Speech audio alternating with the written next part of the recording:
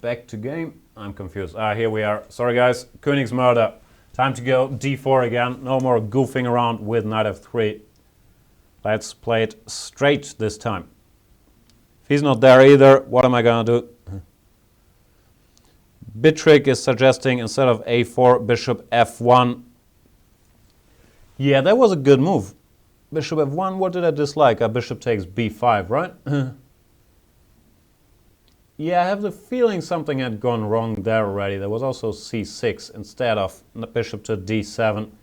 I'm not sure. I will analyze in a quiet minute after I'm over this crushing defeat, because the slogan is I will crush you all after all, and I'm not living up to that.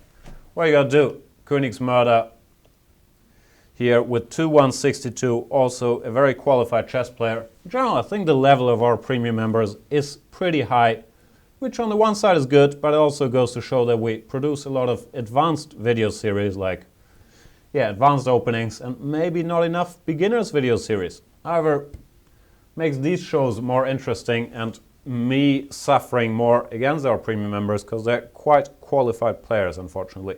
Bishop e7 is a terrible move though. Nah, it's not terrible. Bishop d6 is the main move here. But actually, after bishop e7, I'm not sure if my reaction was so brilliant.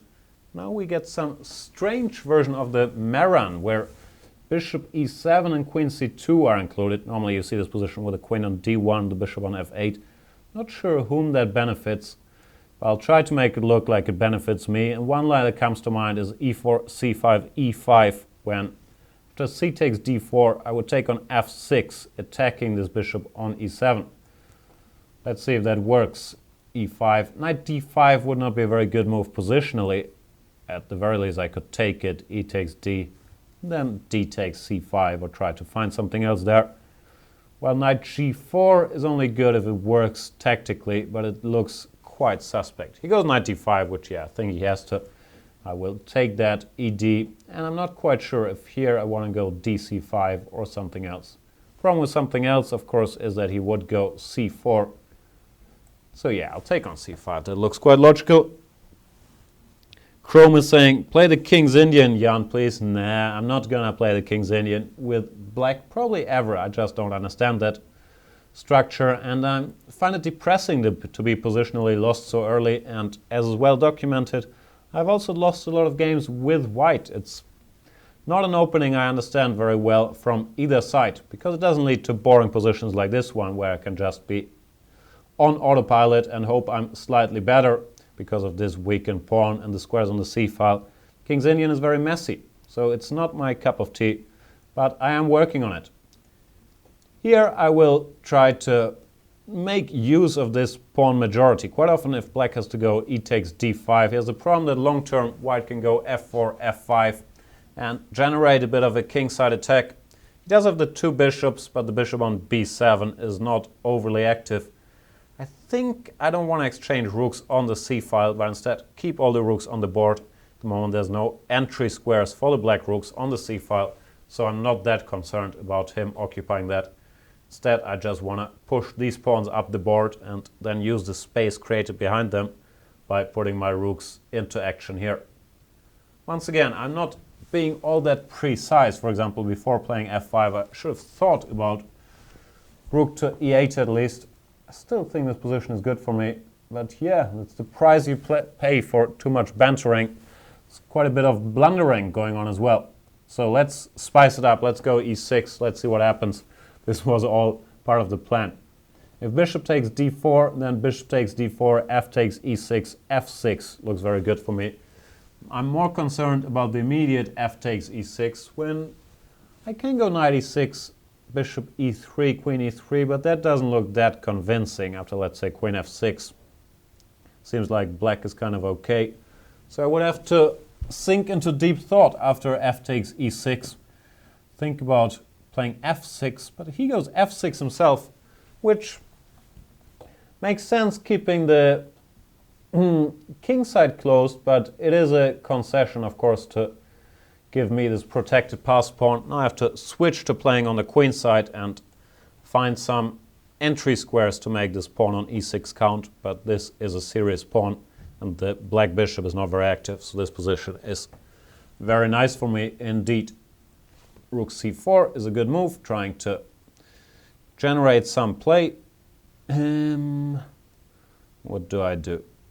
I'll start with rook d1, just keeping an eye on the black d-pawn. I don't want it to advance too easily and create problems for myself by activating this bishop. Queen a7 is a move that's very much in the air, that's tempting. The sober way to play could also be just to put this knight back on d4, blockading, and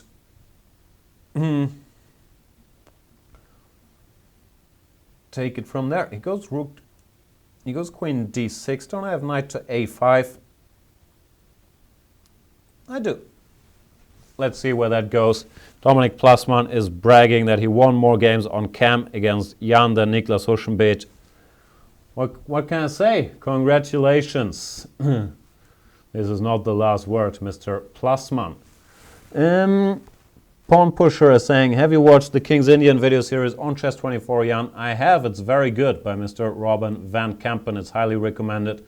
Koenigsmoerder goes d4, but I have a little Zwischenzug. Knight takes c4. Should be careful not to be met with a counter Zwischenzug. Queen d5, threatening checkmate here. But it does not work because I would parry that. Well, here I'm just winning after queen d4, queen c6, rook d2, defending against the checkmate, and next move would be queen to d7, queen d6. Something boring in order to exchange the queens. So Koenigsmoerder resigns. Good game, Koenigsmoerder. Next time, I think you should try bishop to d6 instead of bishop to e7 if you want to play that line. Until recently, chess was like this. Chess24 brought you this. Live interactive broadcasts from top tournaments with computer analysis and video commentary by the likes of Jan Gustafsson, Lawrence Trent and Peter Svidler. A play zone where you can take on opponents from all around the world 24/7. Interactive beginners courses ensuring you pick up the basics fast while having fun. A tactics trainer to sharpen your chess by solving puzzles adapted to your level.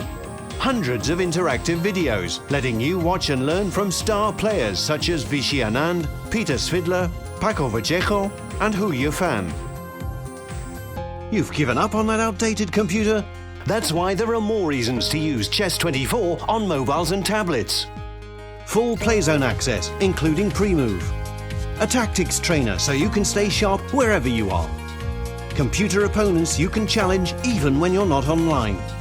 Live broadcasts of top chess events. And the half?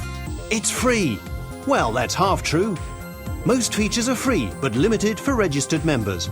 For a mere €99 per year, however, you can step up to premium membership and gain unlimited access to our video library. That and much more. See you at chess24.com.